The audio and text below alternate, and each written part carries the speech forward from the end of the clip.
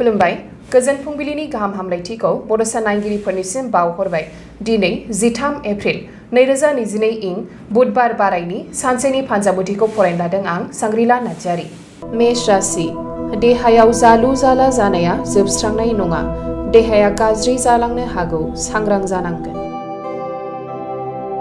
वृष राशि दिनैनि दिनाव मानिबा थाखाय खस्थ' मोननांनो हागौ, गोसो हमथानानै सोलिनांगोन।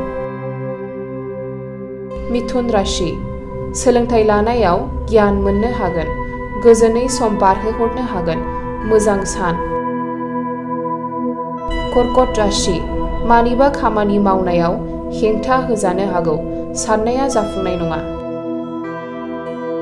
सिंह राशि जेखि जाया जेरैबो गोजोन मोननो हागोन, नखराव गोजोननाय फैगोन, मोजां सान। कन्या राशि मानिबा जाहोनाव गोसोआ खामग्लिखांनो हागौ, जेखियानो जाया गोसोखौ हमथा। तुला राशि सरकारि साख्रि मावनायाव जौगानाय फैनो हागौ, गोसोखौ गोजोन मोननो हागोन।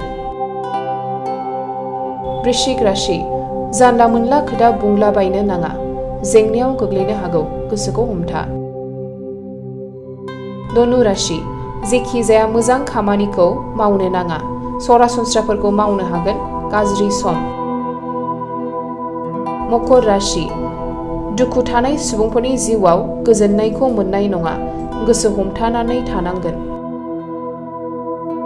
कुम्भ राशि मोजां मोनलायनायाव गावस्रालायनाय दङब्ला जरा खालामनानै लानो हागोन, अनज्लायनाया बांगोन। मीन राशि रांखावरि दोहोनफोरा बांलांगोन, जेथिंबो गोजोननायखौ मोनगोन, मोजां सान।